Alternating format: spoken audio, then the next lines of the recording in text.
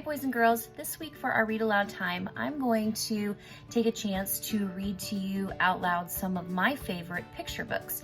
So today we're going to start with one called Alexander and the Terrible, Horrible, No Good, Very Bad Day.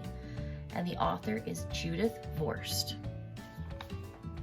I'm going to turn my camera here as well so that you can see the pictures as I read out loud to you. All right, let's see if it will work. Just a little bit. Okay. I went to sleep with gum in my mouth, and now there's gum in my hair, and when I got out of bed this morning, I tripped on the skateboard, and by mistake, I dropped my sweater in the sink while the water was running, and I could tell it was going to be a terrible, horrible, no good, very bad day. At breakfast, Anthony found a Corvette Stingray car kit in his cereal box, and Nick found a junior undercover agent code ring in his breakfast cereal box. But in my breakfast cereal box, all I found was breakfast cereal. I think I'll move to Australia. In the carpool, Mrs. Gibson let Becky have a seat by the window. Audrey and Elliot get seats by the window too. I said I was being scrunched. I said I was being smushed. I said if I don't get a seat by the window, I am going to be carsick. No one even answered. I could tell it was going to be a terrible, horrible, no good, very bad day.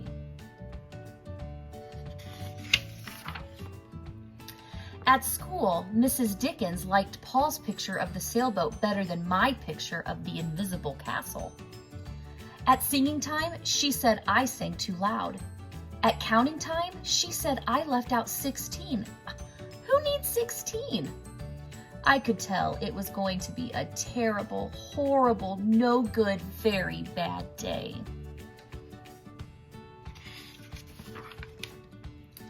I could tell because Paul said I wasn't his best friend anymore.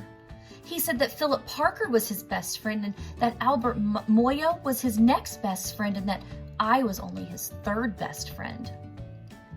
I hope you sit on a tack, I said to Paul.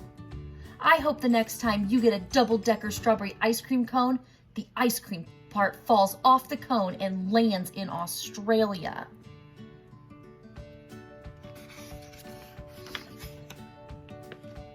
There were 2 cupcakes in Philip Parker's lunch bag, and Albert got a Hershey bar with almonds, and Paul's mother gave him a piece of a jelly roll that had little coconut sprinkles on the top. Guess whose mother forgot to put in dessert? It was a terrible, horrible, no good, very bad day. That's what it was, because after school, my mom took us all to the dentist. And Dr. Fields found a cavity just in me. Come back next week and I'll fix it, said Dr. Fields. Next week, I said, I'm going to Australia. On the way downstairs, the elevator door closed on my foot while we were waiting for my mom to get to the car. Anthony made me fall where it was muddy, and then I started crying because of the mud, and Nick said I was a crybaby, and while I was punching Nick for saying crybaby, my mom came back with the car and scolded me for being muddy and fighting. I am having a terrible, horrible, no good, very bad day, I told everybody. No one even answered.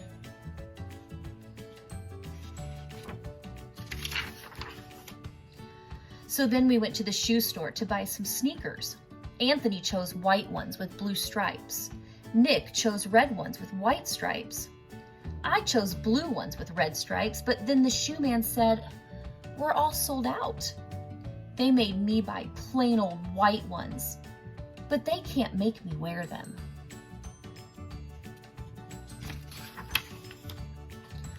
When we picked up my dad at his office, he said I couldn't play with this copying machine.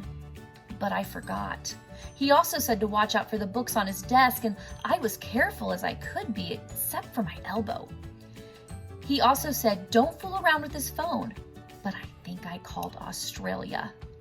My dad said, "Please don't pick me up anymore." It was a terrible, horrible, no good, very bad day. There were lima beans for dinner, and I hate limas. There was kissing on TV, and I hate kissing. My bath was too hot. I got soap in my eyes. My marble went down the drain, and I had to wear my railroad train pajamas. I hate my railroad train pajamas. When I went to bed, Nick took back the pillow he said I could keep, and the Mickey Mouse nightlight burned out and I bit my tongue. The cats went to sleep with Anthony, not with me. It has been a terrible, horrible, no good, very bad day. But my mom says some days are like that.